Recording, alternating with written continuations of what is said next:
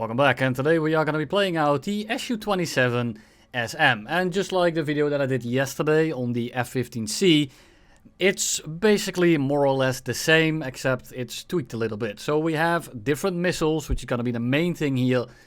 And unfortunately, I have to say that the R-77s are probably among the worst active radar homing missiles that we have in the game right now. Now, it's not because of their maneuverability. It's not because they simply don't hit or that they are busted or broken. The issue is the range. And when you are trying to joust early game with something like an AMRAAM, you are not gonna have a very good time. It's essentially the reverse of what we had before. AIM-7F versus R-27ER. Except this time, the Americans have the ER and you have to launch your AIM-7F. Now, personally, I'm not really a fan of being like, well, they had to suffer, so now they can be OP. No, that's not what I like. I like the game to be actually balanced.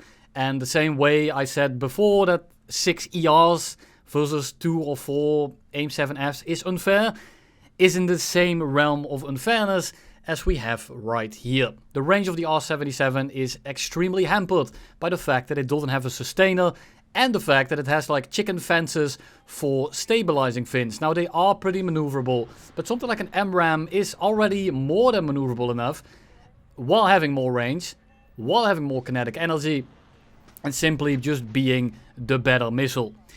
The SU-27 on top of that is of course still an SU-27. You don't have the best flight performance. It locks up quite badly at high speed, which is of course to be expected, and at low speed the maneuverability is okay. It's definitely not absolutely terrible. It's not something like a MiG-29 SMT or perhaps even an F4F ICE, but it is definitely not desirable.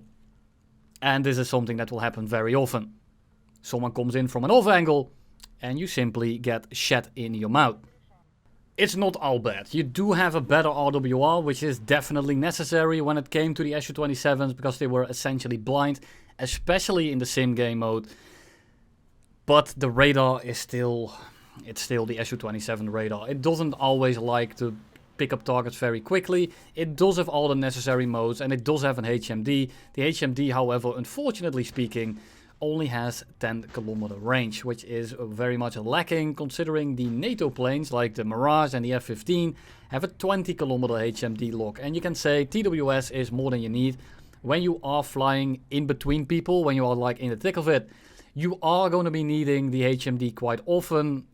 And at 10 kilometers you are nearing that range where you are almost not able to defend against the missile anymore. Of course you can, but it's going to put you completely out of position. So you essentially have to fiddle around with the radar screen on the right, which is something that I'm personally not a great fan of. It is of course possible and it's something that you have to get used to, but it's just nowhere near as ergonomic as something like the F-15 would be.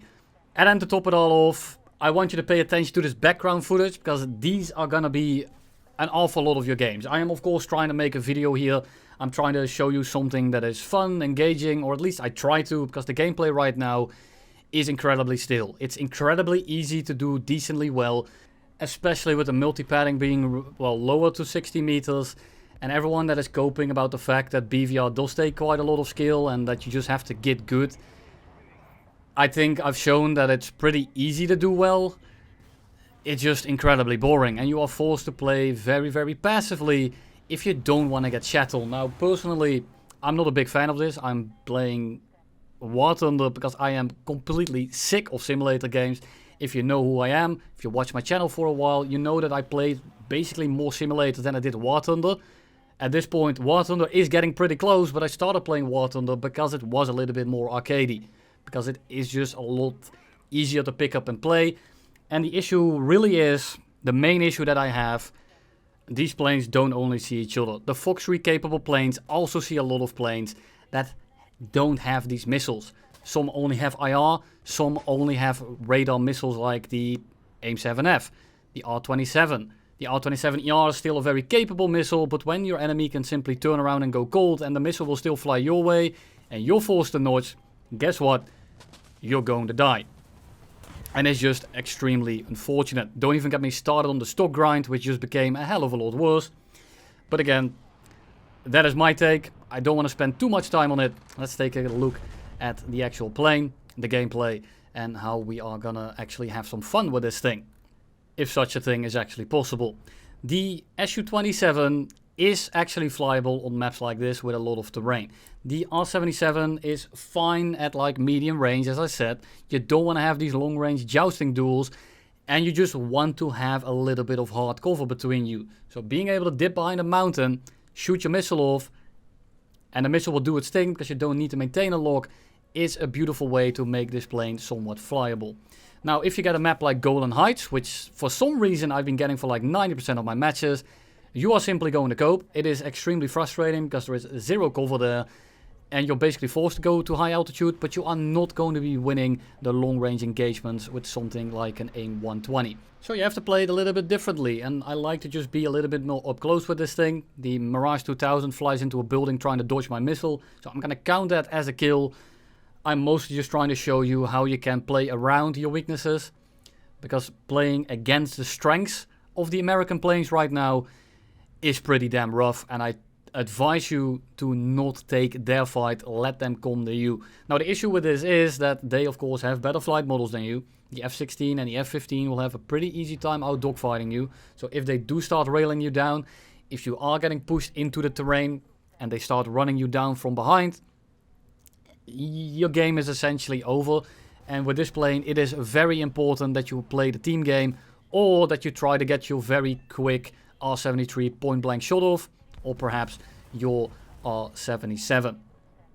Here we have an example against the Gripen. Now this Gripen doesn't actually have active radar homing missiles. So I can simply just pressure him, I can go head on, I lock him up, I shoot my R-77, and all I really need to do is make sure that I flare or I notch his missile, and there is nothing he can do. Now we crit him, he gets killed by Mr. F-16 KC-9988 KSC.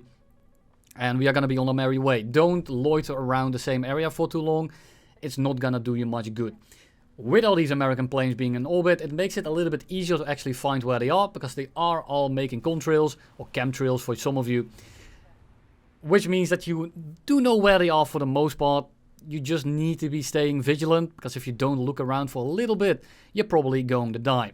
I managed to lock onto a missile. I didn't mean to do that, but the TWS, as I said, is a little bit finicky. It picks up basically everything, but it's so damn sensitive that it sometimes just starts locking the air around the enemy plane, making it a little bit tedious to lock onto people. Now this is of course anecdotal, I don't have any evidence for that, but that's the way I interpret it. Shoot the missile at someone out of cover, make sure to lob it over the cover, and we simply go behind the building or the mountain, and he eats the missile in the face. We come up over the mountain again, we shoot another missile at a MiG-29. Guess what? The MiG-29 is flying towards it, he is busy fighting someone else, and the R-77 is going to have an extremely easy time making short work of him. But these skills are really nothing noteworthy. They don't take any skill. Sure, it takes a little bit of a thought process where you're like, I'm going to shoot at this guy because he's flying head on with me. I'm going to shoot at this guy because he is out of cover and I can dip in this terrain right here. But it's not really skill anymore. It is completely about the decision making and placing your plane in the right moment, in the right place. And this was of course already pretty damn important. Top tier was all about your positioning, and now it became even more important, because if you position yourself out of place with these IRCCM missile on top of the Fox 3s, if you're out of place, you're essentially just going to die. Lock on to enemy pushing us, we shoot the R-77, we start cranking, make sure to put more distance between us, let the missile fly a further range, making his missile less effective. The issue is that the R-77 has to claw back a little bit of that to begin with, so if I play it properly and he doesn't, the missiles are essentially equal, which is of course bad for skillful gameplay. The missile of mine doesn't connect, he defeated it like he should, and we start turning back in after putting a little bit of distance between us. I don't have any RWR logs, but of course keep in mind, there it is, launch warning. If someone locks you with TWS and shoots a missile at you, like a Fox 3, it will not start beeping at you until it gets within pitbull range. Pitbull range is when the missile starts locking you by itself and is not assisted by your radar anymore or the proportional navigation. So you essentially need to be aware of missiles flying your way at all times. So keep looking around, look for those contrails, whether it's a plane contrail or a missile contrail. And even though you don't have an RWR warning, it might still be going for you. In the same way that you might have an RWR warning, but it might be going for someone else. Which is a little bit annoying with the amount of players that we have right now. And the setting where you can find small lobbies. Sometimes it doesn't work very often. I think I've gotten like 20% of the time I've been getting actual smaller lobbies. I'm holding my lock because I saw that the missile was on the way. If I fire it from that range, I both risk team killing my guy and I waste a missile because it looked like the Wolfstalker guy over here was about to kill the enemy. Now he's running R27ERs, point blank range, medium range. Those things are still incredibly deadly. But if you have too much range, the enemy can simply notch out, go cold, and your missile will go on his merry way. And he has to cope and dodge your missile, because if he doesn't, he dies. But if he dodges your missile, guess what? He cannot maintain his radar lock. Again, we hold the lock here. He's going head on with Mr. Wolf. Mr. Wolf kills him. Again, that's 2 missiles that I would have wasted that we didn't. We shoot 2 missiles off. One at the F-16 and the other at, well, the F-16. And we are simply going to turn around. Put some distance between us. Let the F-16 go for us. And I want to regroup with my Mirage that's on the right of me here. So I'm going to fly up over this hill. And I'm going to let the Mirage get a little bit closer. Once he gets close enough, I'm going to be turning around and engaging this guy. Now I do want to be careful that he doesn't start team killing me. Because, you know, with these missiles, it is very likely that they accidentally shoot it your way. And they can't just break lock anymore to, like, fool the missile to fly into nothing. If he does that, you simply die. So we turn around the second he starts engaging the Mirage. He loses us because of the terrain. We instantly get on his 6 and we are going to fire the R-73 off. And just before we hit him, the Mirage cleans him up. Which is a little bit unfortunate because I would have liked that kill. But I hope that it's still very apparent that playing together still matters a lot. We dive back into the terrain. The issue is that we have a valley over here, so we don't want to be in that valley. We want to use the terrain, but then the F-16 comes in, and I'm forced to take this engagement. He's very fast. I'm going to try to lock him up, turn around instantly because he is pretty close. We notch his missile, we go cold. He doesn't do the proper technique. He flies directly into it, and he simply dies. Mika EM, of course, makes sure that I don't get a kill yet again. And then a minute and a half later, I get ran down by 3 F-16Cs and I get clapped. There's really not much to show there. There's nothing to learn from it. We just get clapped. It was basically unwinnable. So I'm not going to be boring you with that. And then we have another game where we are at medium to high altitude. And this is how I started the gameplay. This is how I started after I was done flying the F-15, because I flew this one right after it. And I was thinking that the range was somewhat similar. I knew that the range was less. So I was waiting to get a little bit closer. I shot that one at 30 kilometers. I'm simply testing it out. Because if you don't test it, you'll never actually know. But other than that, all these planes basically fly the same way. You shoot your missile, you notch and you defend. And then you do that until you're out of missiles or you are shit out of luck. We do the same thing, we re-engage, the F-16 is firing at someone else, we shoot the R-77, and because the R-77 isn't particularly fast, half a second before we kill him, he gets shot down by someone else, and that is another kill that we don't end up getting. Now we are getting RWR warnings from the front, there he is, and I'm gonna start using this hill a little bit, or this mountain actually for our Dutch people, to defeat his missile. Now what we do is we pitch on over the terrain, we aim it so that it can arc back in. We use the terrain a little bit more. He uses the terrain as well and it doesn't end up hitting him. Fair play by him. And the MiG-29 SMT is so damn slow that I'm basically not able to stay in this circle here. If I keep looping right here or keep raid fighting him at like Mach 1, he's just gonna pull into me and he's gonna have a very easy time launching R-73s, for example. And I'm gonna have a pretty difficult time flaring him from that aspect. So instead, I just disengage. I notice a MiG-29 coming in. So I'm going to let the MiG-29 just kind of distract him. And even if I had taken that fight and I would have won, by the time I would have won, the MiG-29 would have killed him. And I wouldn't have been able to get the kill anyway. So it's better to just play it a little bit safer.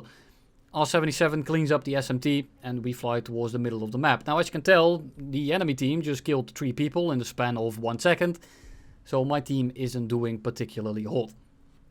What do? We go hold ourselves, we shoot an F-16 here with the R-77, we dip into the terrain, but because we shot it from high altitude, just kidding, the missile doesn't track regardless. Here we try the same thing, except I can't really use this terrain right here, so I just go for the notch. He doesn't, he ends up eating shit, and now we need to make sure that we don't get missiles from behind. MRAM coming in, luckily we are already going cold, so all we need to do is drop some chaff and simply and that's the plane in a nutshell. The R-73s are nowhere near as useful as they used to be, because the engagements are simply longer ranges. It is slower, but the games are also much quicker. In my experience, I've not been getting very many high kill games. I've gotten a few aces, a few 4 kill games and a few 3s, but it's also a lot of 0, 1s and 2s. The games are just over so incredibly quick, and it's kind of frustrating to play in this setting. Especially considering what Gaijin did with the multi-pathing and just the entire stick around it. They make a playtest for Fox 3s. Everyone kind of like, yeah, this looks pretty good. And then they make such a fundamental change without asking for real feedback. And they just kind of push it. And I understand that people want more tactical gameplay. I understand that you want to do BVR, you want a notch, you want a crank, you want a LARP. That's completely okay. But there's 2 things here. We already have a game for that, first of all. And secondly, it doesn't work in the current sandbox. There's too many people, the maps are way too small, all the objectives are in the middle of the map. And looking at the polls that I made, almost everyone agreed that the multipath should not be lowered until the game gets changed accordingly. The game didn't get changed at all. We just have an absolute metric shitload of people in the middle of a game, and the only thing that they really changed for this is the fact that they gave us the ability to maybe optionally get smaller lobbies, which in the end barely ever happened. But again, top tier is looking kind of rough. First few days of playing is probably going to be different than in like a few weeks. So for now, just take these videos with a grain of salt. And that's all I have for you today. Thank you all for watching, and you'll see me in the next one.